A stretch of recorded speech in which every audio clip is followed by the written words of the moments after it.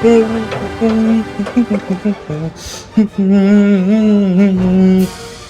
hey! Welcome to Story Lab. Hey, welcome to Story Lab.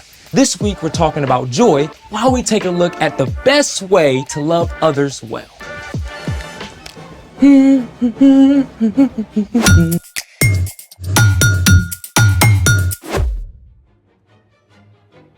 I'm Zeke.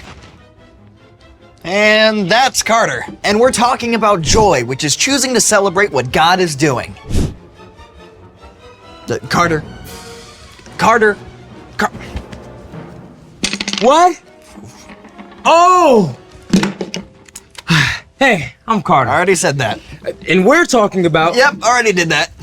Sorry, I just got a little carried away. You wanna let us in on your tunes? Sure thing. Ooh.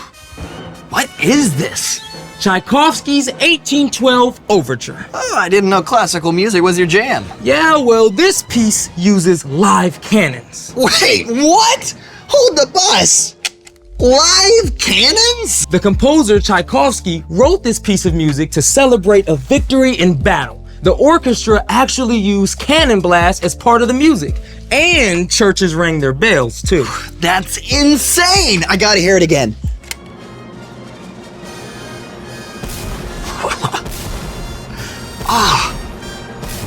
So, do orchestras still use actual cannons when they play this piece? Sometimes if it's outside, but a lot of the time they just pop a balloon or use a pre-programmed electronic drum pad. Yikes! I guess that's one way to celebrate. I've got a better way we can celebrate. I'm in. How do you feel about confetti? Positive! Well, that was positively underwhelming. You can't just toss confetti, you have to launch it. Ah, I see where this is going. Let's make it! You only need a few basic supplies to make a confetti launcher. AKA confetti cannon. We've got a plastic syringe, tubing, construction paper, tape, and lots of confetti. Step 1. Cut a square piece of construction paper and cut a curve on one end. Then roll it into a funnel shape so the narrow end can just fit over the plastic tubing. Tape the funnel securely.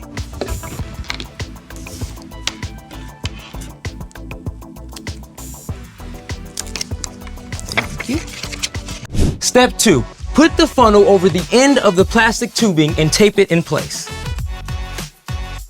You want to make sure that the seal is airtight. Okay, whew, ready for confetti? Oh, hey, that rhymes. Ready for confetti with a Yeti who likes spaghetti? Yes, ready. All right.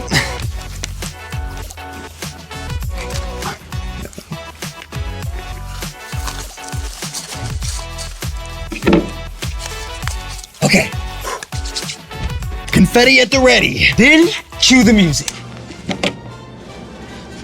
Here goes.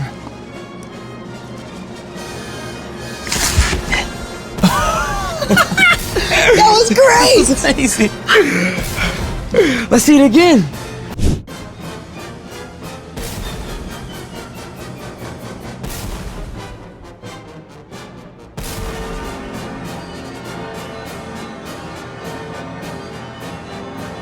When the plunger is pressed, it compresses air inside the syringe. The compressed air is forced out of the syringe and through the plastic tubing, releasing the confetti! This is way cool. Can we share this with someone else? Speaking of sharing, it's time for... The story before the story. Today we're in the book of Romans, the 6th book of the New Testament. Romans is a letter written by the Apostle Paul to the believers in, you guessed it, Rome. Paul had never met these Jesus followers, but he prayed for them often and hoped to visit soon. In this letter, written while Paul was in Corinth, he encourages the believers. He clearly lays out God's grace in sending Jesus to set us free. Because of what Jesus has done for us, we can show God's love to others. Which is where our story starts. Take it away. Hey everyone, I'm Brian. The Apostle Paul traveled all over, sharing the good news about Jesus. Now, Paul covered a lot of ground, but still, he couldn't be everywhere all at once. So, when Paul started hearing about the believers in Rome, he sat down and wrote them an epic letter. I, Paul, am writing this letter. I serve Christ Jesus. I've been appointed to be an apostle. God set me apart to tell others his good news. Paul went on to detail how those who follow Jesus are set free from sin, from the wrong things they've done. And because of that, their lives can begin to look different. Don't live the way this world lives. Let your way of thinking be completely changed. And as we follow Jesus, God begins to change the way we think. And it starts to play out in how we treat the people around us. Love one another deeply. Honor others more than yourselves. Then Paul got down to the nitty-gritty, what loving others can really look like. Be joyful with those who are joyful. Be sad with those who are sad. Short and simple, right? But let's take a closer look. Be joyful with those who are joyful. Be sad with those who are sad. There's a big word that relates to both of these things. Empathy. Empathy means that you are aware of how someone else is feeling, and you can imagine what it might be like to be in their position. Another way to say this is putting yourself in someone else's shoes. Okay, that doesn't mean actually putting on someone else's shoes, but you can use your imagination to think about how you would feel if what happened to them happened to you. It can help you be a really good friend. When Paul told us to be joyful with those who are joyful and sad with those who are sad, he simply meant we can love others well by showing empathy. But that's not always easy. I mean, maybe your friend is really excited about their math grade, even though it doesn't seem like a big deal to you. You can think about how hard your friend worked to get that grade and share the excitement with them. You totally rocked that test. Sometimes it means celebrating someone even if they got something you didn't. It might be that your big brother got picked for the traveling team and you didn't. I mean, that is hard, right? Of course you're disappointed, but instead of dragging your brother down, you can still congratulate your brother and choose to be happy for him, even while you're still sad for yourself. Way to go. You totally deserve this. Now, let's look at the flip side. Be sad with those who are sad. Now, honestly, when a friend is sad or upset, it can feel uncomfortable. I mean, you just want them to be happy again. But sometimes the very best thing you can do is just be with them and let them know that you see how they feel. I'm really sorry this happened to you. I'd be sad too. In fact, sometimes people need somebody to be sad with them for a while so that they're able to be happy again later. Having empathy is not always easy, but it is a skill that you can learn. Start by paying attention to your friends' faces. If they're looking up or looking down, if they seem nervous or excited or bummed out. Reading and watching stories about people who are different from you is also a great way to practice putting yourself in somebody else's place. The more you learn to put yourself in someone else's shoes, the more you'll be able to show God's love to others, as Paul encouraged the Romans. Be joyful with those who are joyful. Be sad with those who are sad. The end. Whew. Paul left us with some pretty big shoes to fill. Shoes, huh? I see what you did there. I just love that we get to use our imaginations to put ourselves in someone else's place. Yeah, creativity, empathy, and joy, all in one. So, what's our part in the story? Our job is super simple. Practice empathy. Practice celebrating when someone you know is happy. And practice listening and being present when they're sad. If your friend makes it to the top of the rock climbing wall or decorates their first cake, Cheer them on. make a big deal of it. But if they just scraped their knee or found out they have to move away, you should be there with them just to be sad with them.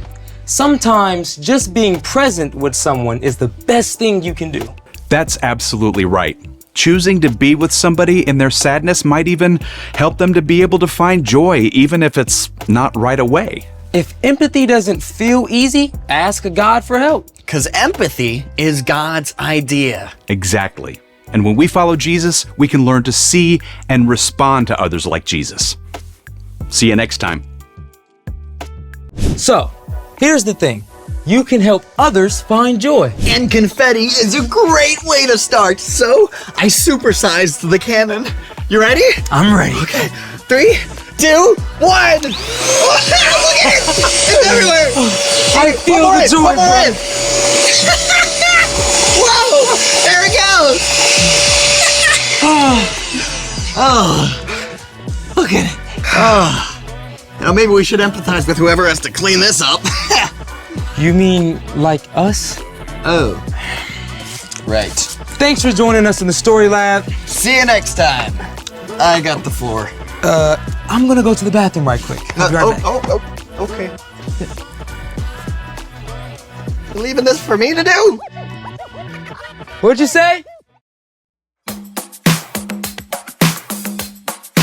I've got joy down in my soul. I'm gonna let this feeling take control. Joy down in my soul to stay, and nothing's gonna take it away. Joy down in my soul. I'm gonna let this feeling take control. Whatever comes my way, I'll be okay. 'Cause I've got joy. Oh, I've got joy. Come sunshine or rain, when things don't go my way, still my joy can stay. 'Cause you give me blessings every day. I've got joy down in my soul. I'm gonna let this feeling take control. Joy down in my soul to stay, and nothing's gonna take it away. Joy down in my soul. I'm gonna let this feeling take control. Whatever comes my way, I'll be okay. 'Cause I've got joy. Oh, I've got joy. You fill my heart with hope. You're everywhere I go. So even if I'm feeling low, I still got this one thing, this I know. I've got joy down in my soul. I'm gonna let this feeling take control. Joy down in my soul to stay, and nothing's gonna take it away. Joy down in my soul. I'm gonna let this feeling take control. Whatever comes my way, I'll be okay. 'Cause I've got joy. Oh, I've got joy. Every new sunrise gonna fix my eyes on the one who never fails. I'm gonna make some noise 'cause you give me joy, and it's never ever going